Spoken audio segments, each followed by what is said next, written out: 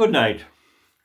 It's the 8th going on the 9th of September 2024, and while today was a good dry day, it was cold, and it's got cold here in rural Ireland. And in 1999 I was in South Dakota in the United States, and funny enough it was cold too. It got cold. There came wind in from Canada, and it was like here, only it was probably less rain. There was some rain this evening. You didn't get that type of rain in South Dakota, but it was quite similar to here in many ways. In any event, I digress a bit. YouTube are delaying my uploading of videos, and they're restricting me a bit on how much I can upload. I'm considering becoming a premium member. Maybe that's what's wrong with them, that they're not happy that I'm not paying a bit. And I don't mind doing it. I've taken a bit of a technical advice, and I might become a premium member. I might find that do a lot better if I did. I don't mind paying it, but anyway, but I think they're not happy with the content of my videos too. They're very woke, very, very woke. But unfortunately, Rumble is a complete and utter disaster. How anyone can get a video uploaded on it just beats me. You want to try it, just try it yourself. Make a video of a flower or something, or an airplane or something, and see how you upload it. It's just a mess. I'm going to look at Odyssey as well, because I should be diversifying a bit, but like YouTube have it down to a fine art. In fairness to them, it's a comfort, but they are censoring me a bit. I see there where a judge in Brazil has demanded Elon Musk name somebody in Brazil to be accountable for the videos there. Be some crack there. I don't know how that'll go. I'm hoping to get a bit of decoration done here today with the studio here. Today I have the paint and all. Today I had a cow with mastitis, and it really knocked about 3 valuable hours off the day and slowed me up a bit. Hopefully she'll be all right. There's a veterinary advice on the job anyway. But I was going to look at Irish law and explain to you a bit about Irish law. Now remember, to become a good barrister in Ireland would take you 20 years between official study. By the way, that's a bit of what do you call it? Pitch. It's pitch. It's not turning black.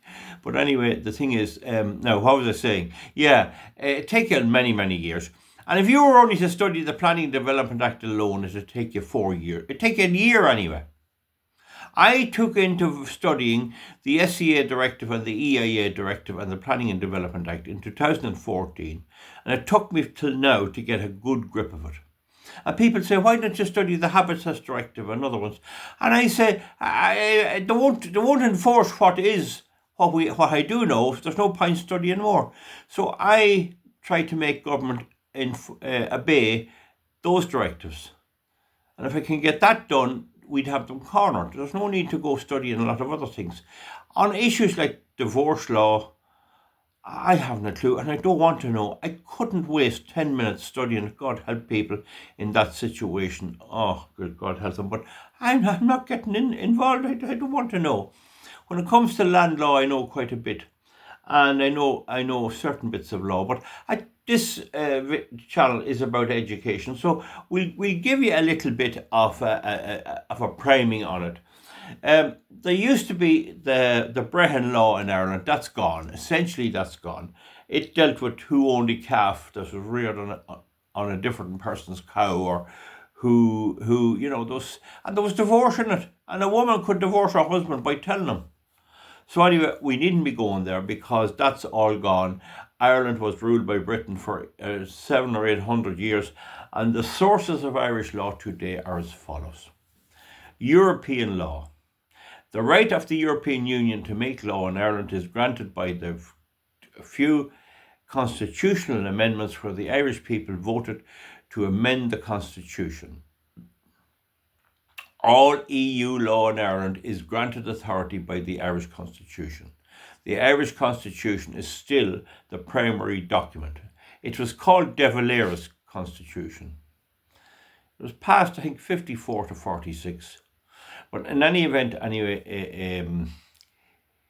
the Constitution cedes the right to the EU to make certain laws, and that can be taken away. We can undo the EU if we want to. That's the way it is framed. I don't know who got it. I think they got it right, but that's the way it's framed. Anyway, that's all you need to know. So the sources of law are the EU law. The next source is Bunreacht na hÉireann, the Irish Constitution. And people look to it for a lot of things, but unfortunately, an awful lot of articles in it say a certain thing. They say you have the right to have free speech, but then it says, save in accordance with law. That means if the Dáil passes a bill, they can virtually annihilate that. It's up to judges to decide. No person shall be deprived of his liberty, save in accordance with law. Right, that's the Constitution of Ireland. The next source of Irish law is the common law of England. Anywhere the British tramped around, including Canada, the United States, Ireland, England, Wales and Scotland, Australia, New Zealand, and some of the Caribbean islands are common law jurisdictions. Now, I wouldn't get up in a heap over of not having unique Irish law. The Criminal Assets Bureau is unique Irish law in many ways, but I wouldn't, it's gone, that's the way it is, that's history. And in history, Ireland could not have stayed totally with a separate legal system where it's sandwiched between America and Britain. Had their 1798 rebellion went differently, we could have the French law, the Code de Civil, and maybe that could have been, but that's not how it worked out anyway. We don't have to go there. So now we look at the sources of law again. European law, the Irish Constitution, Bunreacht na hÉireann, the common law of England, statute law, that's law made by the Dáil or law made by the English parliamentary process prior to independence. So statute law, statute, written law. Then you have subordinate legislation. That's where a law, let's say like the Road Traffic Act, says that the minister shall make regulations about the tread on tyres. And then the minister makes a regulation saying the tread must be 1.6 millimetre minimal, if you know what I mean. But if he exceeds his authority, it's ultra-virus, it's beyond his powers. Now, so that's the statutory instrument. Now, EU law, if it's a regulation, is enforced in Ireland by means of the regulation itself. And I had a fisticuffs in the High Court with Bord Pleanála's lawyers, Airgrid's lawyers and Judge Max Barrett. I claimed that the regulation still requires compliance with the SCA directive, the EIA directive and environmental law. There has to be planning permission and the planning authority has to have the option of refusing it. Judge Max Barrett says no. Once it's a regulation, the planning is a matter of form. And so there he and I disagree. In any event, most EU laws are directives. And directives are brought into Ireland by means of a statutory instrument signed by the minister. And what the minister does is he takes the directive and he rewrites it. And he tailors it a bit for the conditions of each member state, such as Ireland. Are you with me now? So, for example, the EIA directive is transposed by the Planning and Development Regulations of 2001, and they're very lengthy. They're also incorporated in the Planning and Development Act by Part 10 of it. The SCA directive is incorporated and transposed into Irish law by statutory instrument 435 and 436 of 2004, and they're a virtual carbon copy with certain amendments for Irish conditions. They have to be close to the EU directive. So you see that a directive, this is a screwdriver I had for doing some, a directive is transposed into Irish law by a statutory instrument. So you can see that if the Dáil makes a law on, we'll say, the colour of post boxes, and they give the minister power, he exercises that power with a statutory instrument. It's called SI, and it'll have a number and a year. And if the EU issues a directive, that's brought into Irish law by a statutory instrument too. Now, so we have our sources again. We have European law, Bunrock na HÉireann, the way the statutory instrument brings some, Bunrock na HÉireann, English common law, Irish statute law, subordinate legislation such as statutory instruments. And there's another form of law which is called quasi-legal. That would be the Law Society or the medical association.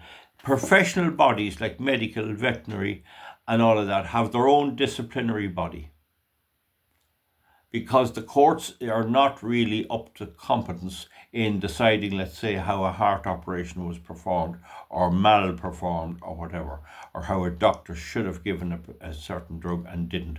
That's left to the Law Society. The decision of, the Medical Association. Lawyers are under the Law Society. The decision of those quasi-legal bodies are only appealable to courts on a point of law and failure to obey the proper procedure. Once they do the proper procedure and think out everything, then the challenge will not succeed. For planning also, the decision of Bord Pleanála, which is the planning appeals body, is appealable by means of a judicial review on a point of law only. Okay, now, so we see now the sources of law, and I'll just go over them again now to keep it, not waffle on. That the European law, Bunrock na HÉireann, that's the Irish Constitution, the common law of England, statute law in Ireland, either pre or after independence, subordinate legislation, which is statutory instrument, and quasi-legal, which is the bodies for professional bodies like the Medical Association. Okay, so you have them. There is no other sources of law. Now, where did they come from? Well, European law derives from our membership of the European Union, and we signed off the authority to do it through our constitution, the various referendums, and the last one I think was the Lisbon Treaty, where we give them more powers. Okay, that's that. That brings up the common law of England. And De Valera had a problem with that. He asked a judge his name was Kingsmill Moore. He wrote a book on fishing. He was a great fisherman. He was a judge, I think, in British Times, and he became a judge, a high judge in the Irish state. And De Valera asked him to do away with the common law, and he says, you can't. It's weaving into the legal system. The light over here, and it's very bright. I put my cap down. It's written into the legal system. So what is the British English common law? Well, at one time the king was going about the place cutting the heads of anyone that disagreed with him, chopping people's heads off for treason, fighting wars, this, that and the other, and providing a good legal system was not top priority. He provided a currency, and he had to make sure the money was proper. But he also had to provide a bit of law, because his barons and all the people wanted law of various types. So there are a number of types of law. The first is the criminal law. And the criminal law means you're charged in a court. There has to be some kind of a document, some piece of paper. It's similar to a writ, a summons or a charge. You are charged that you did on such a date, what would I say, steal the diesel out of a lorry in Main Street, Tullamore, contrary to the Larceny Act or whatever, and you're charged. Now, once you get that, you have to appear in court, and you have a number of options of how to deal with it. If the state is happy, you can be dealt with in the district court, but you have to agree to the district court hearing the case without a judge and jury. So the judge can hear it, but there's no jury in the district court. That's a court of summary jurisdiction. So you go in there and the judge says, how do you plead? Not guilty. would you like to be tried by this court, or do you want a judge and jury? And of course, they want you to do it with the district court, because if a judge and jury had to be put together for everyone that stole something, like a gallon of oil or something, the courts wouldn't be able to cope. So he says, I didn't do anything. I'll be tried by this judge, but I didn't do it. So then the judge will hear the evidence and he'll come to a decision. And he has to act as if there was a jury present. He has to come to the best decision he can and says, I'm afraid, no, I think you did it. I believe you did it. And the proof is beyond reasonable doubt. There's no doubt you did it because you're caught on camera stealing it and making off. And I'm convinced you did it. I'm going to convict you and give you 2 weeks in jail. And if he's fined in the district court, it's the guards bring him away. They get a taxi and bring him up to the jailhouse. It's not the prison service. Okay, that's the second thing. Now, the next thing is, if the state doesn't agree, or if he doesn't agree, he can be sent forward to be tried by a judge and jury to the circuit court. And the circuit court sits with a jury. When he comes in before the circuit court, the judge may ask, if the state agrees, would you have to have a jury trial, then there has to be one. Or the judge may say, the state is happy to allow you to be tried by me personally here as a judge without a jury. What do you want? I'll go with you. I'll do that. That'll do. I'm happy enough to have this judge do it. So a lot of people do that to avoid the problem of having a big trial and then being convicted and getting a longer sentence. So what they do is to plead guilty there. Now, they fight it and the judge says, well, I've heard all the evidence. I think there's a doubt. We let him off. Right, that's all right. Now, in every circuit court, there's prison van outside, because there is always the possibility of someone being sent to prison. It's not the guards takes people away from the circuit court. It's the prison service. Okay, now that's that. So now we go back now to, that's the criminal law. So it's still the same, more or less. There used to be an offence, a felony and a misdemeanour. A misdemeanour and a felony, that's done away with now. There's either an offence or a felony. And there's a thing called a hybrid offence, where the state can decide to try you with a jury if they want, or the state can say, no, we'll have a summary trial on this. That's a hybrid type offence. Anyway, you have the basic, hopefully the basic idea there. So the criminal law is either guilty or innocent. There's no two ways. So I think I've covered that fairly good. It has been amended over the years, so they may make something a law. So if we take the hate speech legislation, the government wants to make it a criminal offence to make certain comments about people, and they'll categorise them into certain categories. And then if they're in that category and I say something, I can be charged before the court, and then I have to defend my case. And it could be a judge and jury. Now, it would appear to me some of those offences are triable in the district court only. Well, then you can appeal to the circuit court judge if you're not happy with the decision. Now, there's also another point, is what they call a stateside order. So suppose the judge in the district or circuit court decides, well, I'm going to now treat this without any jury, and I disagree. I can take a judicial review to the High Court and right up to the Supreme Court if I believe that the judge got it wrong. And then the case is adjourned, it goes off to the courts, and the courts decide, and it comes back to the circuit court or the district court with the ruling, and they have to deal with that. Okay, that does happen. It's called a judicial review or stateside order, or a case stated. Very often it's called a case stated. Okay, so that's the criminal law there, and that's 18 minutes. Well, we just go briefly into the common law on the law on civil cases. Now, in the case of civil cases, there was a writ, the very same as the criminal case, and it gave a very small amount of remedies. So a very good example is if I was in the fair and a man had a good pony there, or a good horse, young colt, and I says, I'll buy the colt, how much do you want? £10, and I give him the £10. And I said, drop up pieces, I'll drop that horse up to you on the way home. And when I go home, there's no horse there, and I discover he doesn't bring the horse up at all, so I have to sue him. And there was a very limited number of remedies under the writ-based system. And under that system, the judge could, in a court, just order him to give back the £10. And maybe the horse gained in value. There was no way to force him to hand over the horse, or to stop doing something, or to order him to do something. It was just to put the person back with the money he had.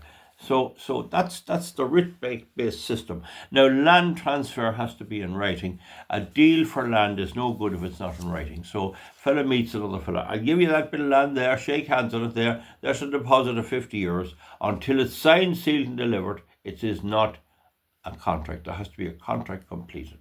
And years ago, they used to be keeping the deeds and all that to make sure they had proof of ownership. But now land is registered with the Register of Deeds or the Land Registry, and that is proof of ownership. Okay, so it's a better system. That was brought up to speed. One of the things I think the Irish state did reasonably good was tackle that and get it reasonably organised. Now, so that's that. So that's the writ-based common law system. It applied for certain things, but like land and that, it applied for civil cases and claims, but it only could give a limited number of remedies. There were very few remedies. An example, again, go back to the horse. I can get the £10 back, but the horse might have won a race since, and he should be my horse, but he's not. So that's the thing. So now you have that.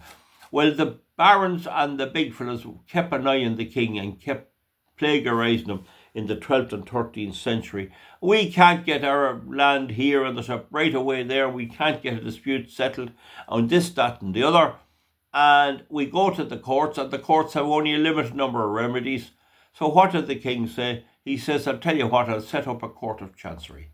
The court of chancery is a court to deal with a different way of law altogether.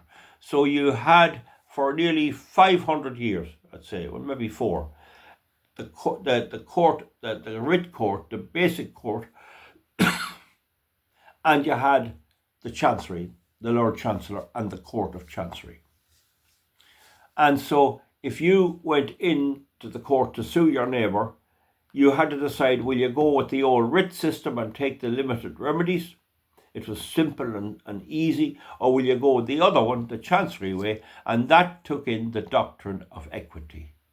So one was an equitable remedy. The king told the chancellor, go and get an equitable solution there, keep these barons happy and these people happy, and leave it that we can do business and contracts and all that.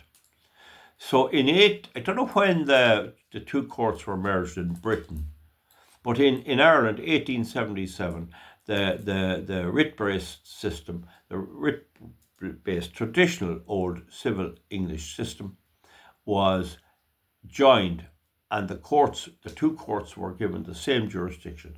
So until 1877 in Ireland, there was one court for doing the traditional writ law. There's a name on it now, and I'll think of it maybe soon. And there was another one for chancery, and that's where you get Chancery Street in Dublin, beside the four courts. And they were merged into one, so that the judge could hear 3 cases a day. One could be writ-based, one could be chancery, and the other could be criminal case. Do you understand?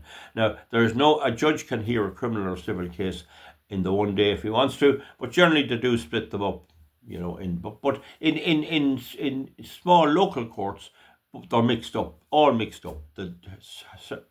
The district court and the circuit court deal with both of those 3 types of law. So there's 3 types of law. There's the criminal law, which is an extension of the writ-based system. There's just, you're either guilty or innocent, that's it. There's the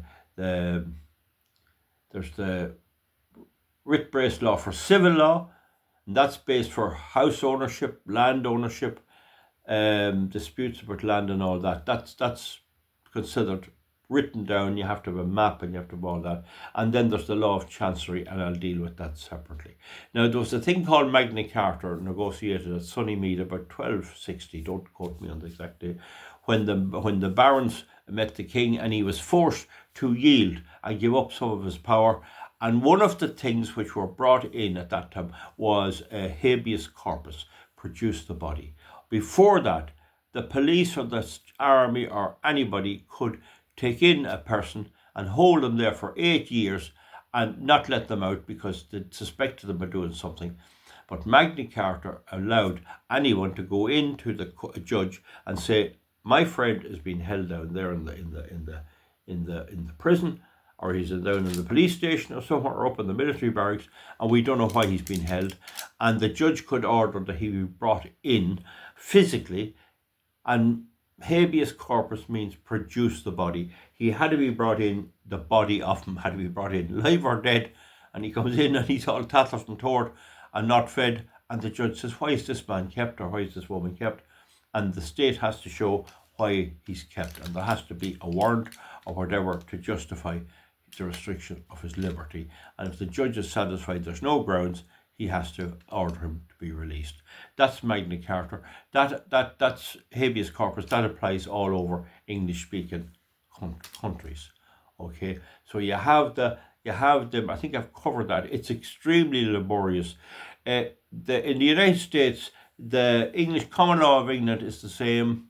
They have statute law. You want to try and there must be dopes. Their written law is a disaster. There's not one act of American law that's written in a simple way, whereas English law is written simple.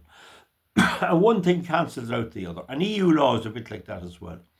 But in the state of Louisiana, they still have the French Code Civil for some civil law.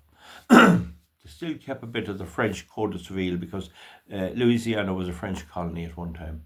So anyway, it's very minor. I wouldn't worry about too much. Otherwise, it's British common law.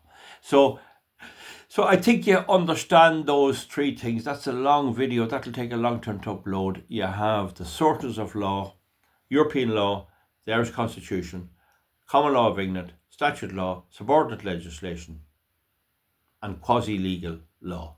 And then you have that divided up into writ-based, the criminal law, which is right. You're either guilty or innocent. That's it. There's no in between. And you have the civil law, which could be writ-based, very limited remedies, not used that much. It's for specific types of cases. It can be pleaded all right, and that goes down on the documentation for the case.